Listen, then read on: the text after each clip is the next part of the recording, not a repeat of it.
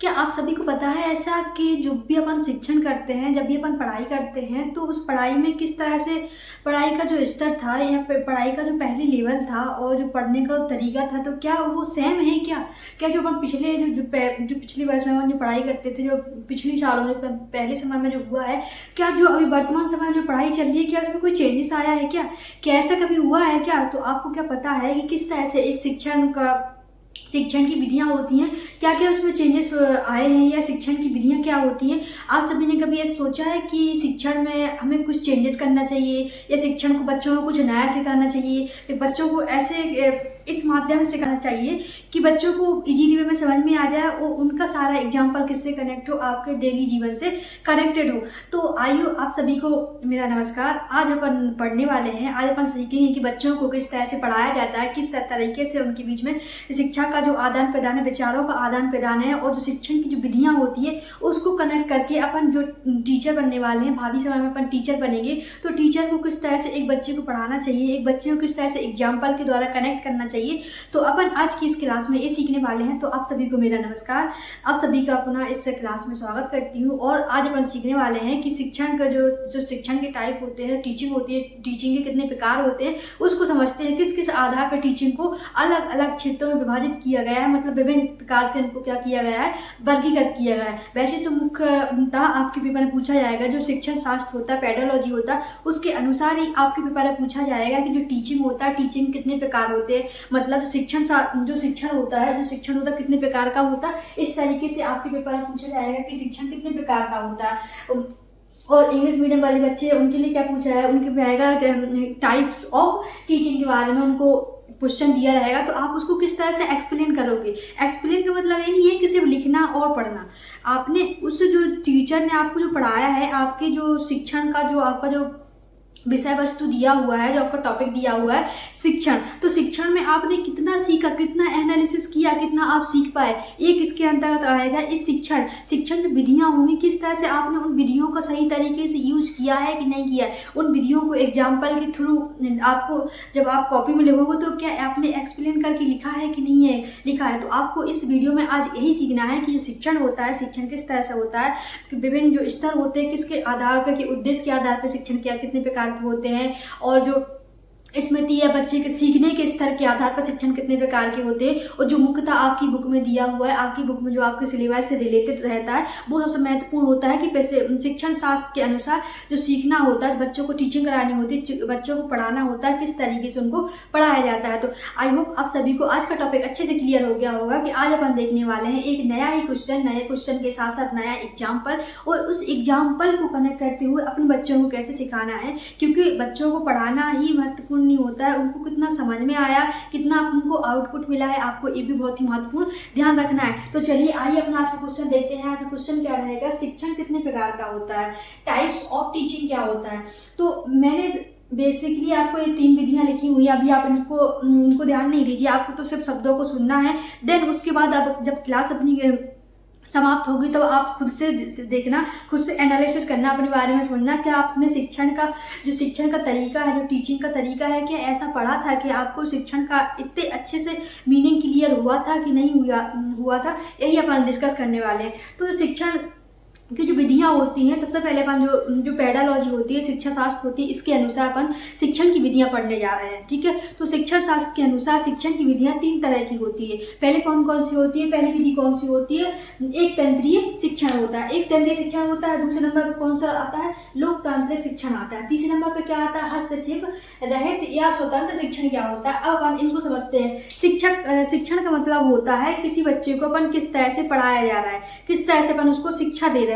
इसके अंतर्गत कैसे होता है, जो शिक्षण विधियां होती है, शिक्षण विधियां में क्या होता है कि पहले क्या होता था, पहले के टाइम में कैसा होता था, आपने सुना होगा, मान लीजिए कहानी सुनाते, मान लीजिए कि एक राजा था, ठीक है, उसका अच्छा खासा साम्राज्य चल रहा था, उसका ही शासन चलता था। तो पहले के समय में क्या होता था कि जो राजा बोल देता था, राजा ने बोल दिया कि आज पूरे जितना भी हमारा एरिया है, जितना भी हमारा क्षेत्र है, आज हम यज्ञ कर रहे हैं, सभी नगरवासियों को क्या करवाएंगे, भोजन करवाएंगे, सभी लोगों को हमारे यहाँ भोजन करना है। तो आपको आना ही पड़ता था भोजन करने के लिए, अगर आप नहीं आए तो आपको सजा मिलती थी। थी। तो कैसा कैसा था, एक अंकुश था कि अगर आपके मन में नहीं जाने का, बोझ में सम्मिलित होने का मन नहीं है, लेकिन आपको वो क्या करना पड़ता था, करना ही पड़ता था। तो इसके अंतर्गत आता है। तो जो जो जो ये मैंने आपको कहानी सुनाई है बच्चों, ये कहानी किससे कनेक्ट होती है, ये कहानी होती है जो एक तंत्रीय शिक्षण होता है। एक तंत्रीय शिक्षण में क्या होता है कि केंद्र में क्या होता था, इसमें शिक्षक को रखा जाता था, इसमें बच्चे को केंद्र में नहीं रखा जाता था। मतलब कहने का तात्पर्य क्या होता था, ऐसे मान लीजिए ये अपना क्या है, विद्यालय है, ठीक है, ये अपना क्या है, विद्यालय है। अब इस विद्यालय में क्या है, मान लीजिए एक शिक्षक भी है और छात्र भी है, ठीक है। तो यहाँ पे मान लीजिए ये क्या है, शिक्षक है, केंद्र में क्या है, शिक्षक, और यहाँ मान लीजिए ये क्या है, छोटे छोटे क्या है, छात्र है, ठीक है। ये क्या है, छात्र है, ठीक है, मान लीजिए ये छात्र है, ठीक है। ये क्या है बच्चों, छात्र है, ठीक है। ये क्या है, शिक्षक है, ठीक है।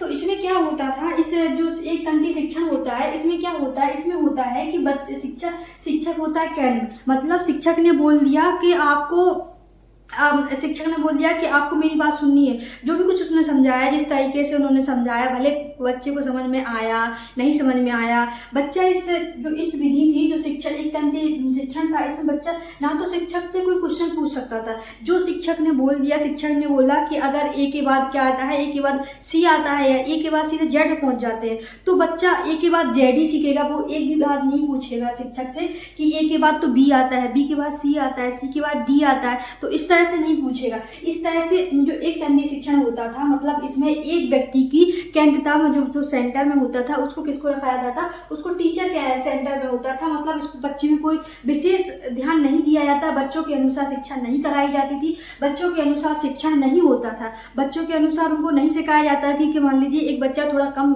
वीक है तो उसमें थोड़ा विशेष फोकस दिया जाए। सभी बच्चों को जो टीचर ने बता दिया वही सही है, भले वो सही है या नहीं है, लेकिन जो भी शिक्षक ने बोल दिया वही सही है, और वो हर एक बच्चे को फॉलो करना पड़ता था। एक इसके अंतर्गत आता था, एक टीचिंग आता था, जो एक तंत्रीय शिक्षण होता था। इसके अंतर्गत एक तंत्रीय शिक्षण के अंतर्गत क्या होता था, इसमें शिक्षक को केंद्र में रखा जाता था।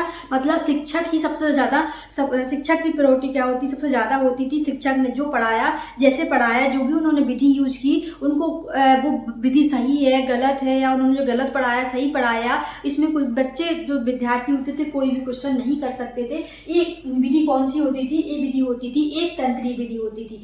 तो ये विधि, तो आज वो बच्चों आप सभी को समझ में आया होगा कि एक तंत्रीय विधि क्या होती थी। एक तंत्रीय विधि वह विधि होती थी जिसमें क्या होता था, जिसमें सेंटर में, जिसमें केंद्र, मतलब जो मुख्य होता था वो टीचर होता था। टीचर के अनुसार ही कक्षा का जो मेंटेनेंस रहेगा, उसमें बच्चों को नहीं ध्यान दिया जाएगा कि बच्चे किस टॉपिक में वीक हैं, या कौन से बच्चे को समझ में आ रहा है, कौन सा बच्चा डाउट पूछने वाला है। इसमें बच्चों पर कोई विशेष ध्यान नहीं दिया जाता है इस शिक्षण में। इसमें सिर्फ टीचर ने जो पढ़ाया, जैसे पढ़ाया, टीचर ने 2 का पहाड़ा भी सिखाया, 2 का 2 एकम 2, 2 दूनी 4, या 2 उन्होंने 10 भी बोल दिया, तो बच्चे को वही सीखना पड़ता था। उनको क्वेश्चन करने की कोई भी संभावना नहीं रहती थी। तो ये शिक्षण होता है एक तंत्रीय शिक्षण।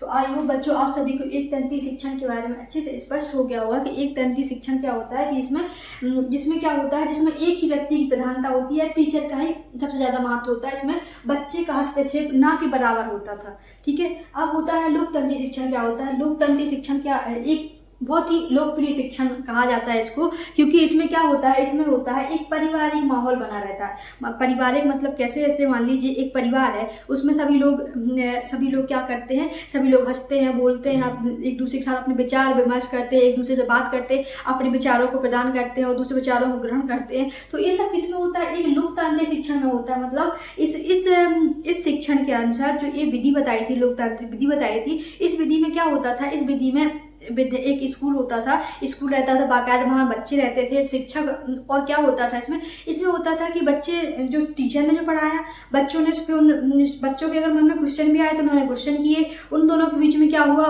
टीचर और बच्चों के बीच में, छात्रों के बीच में क्या हो गया, कम्युनिकेशन, जो संप्रेषण होता था वो दोनों तरफ से होता था। मतलब बच्चे यहाँ से क्वेश्चन पूछ भी सकते थे और शिक्षक गण उधर से अपना आंसर भी बताया करते थे, और जो भी क्रियाएं होती थी, जो भी प्रैक्टिकल, जो भी क्रियाकलाप होते थे, सभी उसमें शिक्षक का भी उतना ही महत्व होता था, उतना ही क्या हो जाता है, और एक छात्र का भी महत्व होता था। तो मतलब सबसे लोकप्रिय, जो अभी वर्तमान समय में सबसे लोकप्रिय जो शिक्षण चल रहा है, वो किसके अंतर्गत आता है, वो लोकतांत्रिक शिक्षण के अंतर्गत ही इसको रखा जा रहा है, क्योंकि इसमें दोनों का मतलब शिक्षक का और छात्रों का दोनों का ही मुख्य भूमिका होती है। दोनों का ही दोनों के विचारों क्या होता है, एक दूसरे के आदान प्रदान होता है। दोनों ही शिक्षक और छात्र दोनों ही अपने विचारों को एक दूसरे के साथ साझा कर सकते हैं, समझ सकते हैं, और इस तरह से अपनी टीचिंग को बहुत ही बेहतरीन बनाया जाता है इस शिक्षण विधि में। तो आई होप बच्चों आप सभी को लोकतांत्रिक शिक्षण के बारे में समझ में आया होगा कि लोकतांत्रिक शिक्षण क्या होता है। लोकतांत्रिक शिक्षण होता है जिसमें छात्रों को और शिक्षण को दोनों को बराबर की प्रधानता दी जाती है। दोनों को अपनी विचार विमर्श करने का, विचारों को आदान प्रदान करने का दोनों को उतना ही महत्व होता है। अगर एक शिक्षक पढ़ा रहा है, अगर बच्चे के मन में कोई सा डाउट आ रहा है, बच्चों को नहीं समझ में आ रहा है, तो बच्चे बाकायदा उस समय पर टीचर को बोल सकते हैं कि सर हमें समझ में नहीं आ रहा है। और इस तरह से हर एक जो उनका डाउट रहेगा, हर तरीके से बच्चों की प्रधानता क्या रहेगी, इसमें ज़्यादा रहेगी। मतलब इसमें क्या किया जाता है, इसमें बच्चों को प्रायोरिटी दी जाती है कि बच्चों के अनुसार शिक्षक को अपने जो टीचर विधि है, टीचर पढ़ाने का तरीका है, एग्जाम्पल देने का तरीका है, ये सब कुछ बच्चों के अनुसार ही क्या करना पड़ेगा, चेंज करना पड़ेगा। लेकिन एक तंत्रीय शिक्षण में क्या होता था, एक तंत्रीय शिक्षण में बच्चों के अनुसार कुछ भी नहीं होता था। बच्चों को समझ में आ रहा तो अच्छी बात है, नहीं समझ में आ रहा तो भी अच्छी बात है, लेकिन टीचर जैसे पढ़ाएगा वही तरीके से पढ़ाएगा। लेकिन लोकतांत्रिक शिक्षण में क्या होता है, शिक्षक को अपने जो शिक्षण विधि है, जो पढ़ाने का तरीका है, एक्सप्लेन करने का तरीका है, वो सब किसके अनुसार करना पड़ेगा, एक छात्र के लिए बनाया जाता है। उनके अनुसार ही सारा कुछ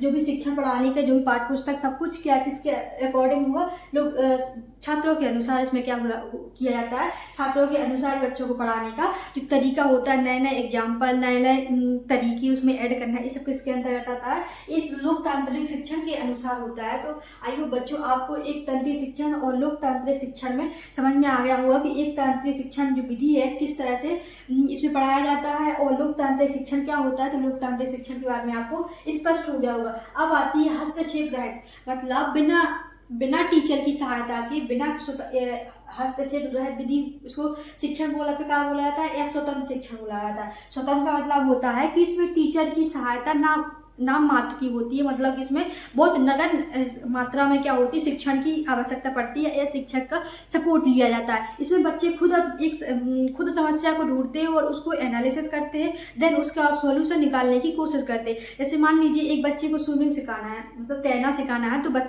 बच्चा खुद से सीखेगा, उसमें वो खुद से तैयारी करेगा कि किस तरह से हमें एक तालाब में कूदना है, किस तरह से हाथ चलाना है। उनको जो सीखने का वो जो तरीका रहेगा, उसमें क्या रहेगा, उसमें टीचर की हस्तक्षेप बहुत कम रहेगा। तो एक ऐसी होती है स्वतंत्र विधि की या स्वतंत्र शिक्षण के नाम से भी इसको क्या किया जाता है, संबोधित किया जाता है। तो आई होप मेरे प्यारे बच्चों आप सभी को जो शिक्षण के बारे में जो मैंने बताया है कि शिक्षण किस तरह से होता है, आपको अच्छे से क्लियर हो गया होगा। तो अभी अपन ने क्या देखा, अपन ने क्वेश्चन कौन सा सॉल्व किया है, जो ओल्ड पेपर था अपना, उसमें जो आपसे पूछा गया था कि शिक्षण कितने प्रकार का होता है। तो मैंने शिक्षण को आपको किसके अनुसार बताया है, शिक्षण शास्त्र के अनुसार, शिक्षण शास्त्र के अनुसार मैं बताया है कि शिक्षण कि कितने टाइप का होता है, 3 टाइप का होता है। पहला कौन सा होता है, एक तंत्रीय होता है, दूसरा कौन सा होता है लोकतांत्रिक होता है, और तीसरा कौन सा है, स्वतंत्र शिक्षण होता है या हस्तक्षेप रहित भी इसको क्या बोल सकते हैं, शिक्षण बोल सकते हैं। एक तंत्रीय शिक्षण में क्या होता है, एक तंत्रीय शिक्षण में होता है कि बच्चे का, इसमें जो छात्र होता है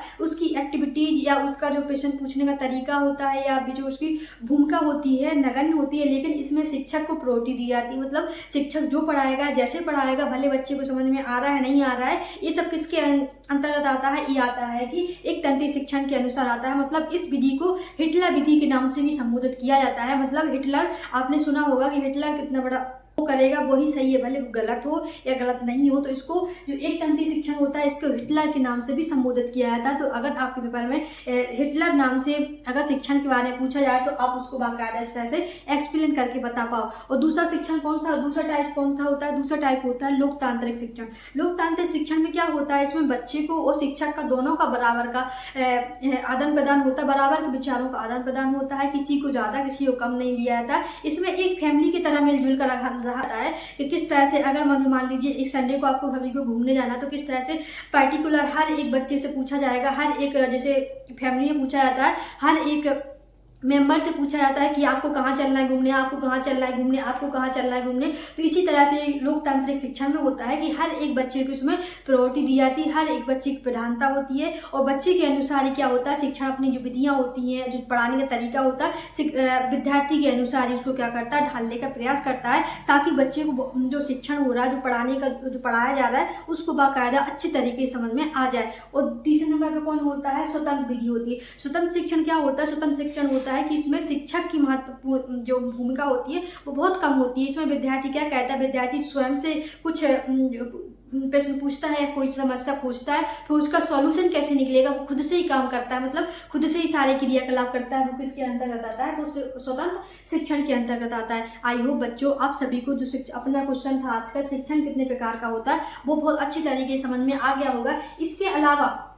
इसके अलावा और भी टाइप्स होते हैं। ऐसे मान लीजिए सीखने के स्तर पर बच्चों को सीखने के स्तर पर शिक्षण होते हैं, उसके कितने टाइप्स होते हैं, तो वो भी आपके क्वेश्चन में इस तरह पूछा जा सकता है कि सीखने के स्तर पर शिक्षण कितने प्रकार का होता है। तो वो अपन देखेंगे नेक्स्ट वीडियो में, क्योंकि वीडियो और एक विधि के साथ अपने 3-4 विधियों को और भी ऐड कर दिया तो फिर आपके मन में कंफ्यूज पैदा उत्पन्न हो जाएगा। इसलिए अपन आज इसको ही देखते हैं कि जो क्या होता है, शिक्षा शास्त्र के अनुसार अपन ने कितनी विधियों को देखा, 3 विधियों को देखा। कौन कौन सी विधियां, एक तंत्र विधि, लोकतांत्रिक विधि और स्वतंत्र हस्तक्षेप रहित विधि को अपन ने बहुत अच्छे से डिस्कस किया है, समझा है। अगर ये आपके पेपर में पूछा गया, पुनः आपके पेपर में आ गया, तो आप इसको बाकायदा बहुत अच्छे से एक्सप्लेन करके आ पाओगे, ऐसा मैं विश्वास करके चलती हूँ। तो आई होप जो आप सभी को आज क्लास अच्छी लगी होगी। अगर क्लास अच्छी लगी हो तो लाइक करना ना भूलें, कमेंट करना ना भूलें और इसी के तरह के अपने ओल्ड पेपर का सॉल्यूशन देखने के लिए वीडियो को लाइक करें, देन चैनल को सब्सक्राइब करें।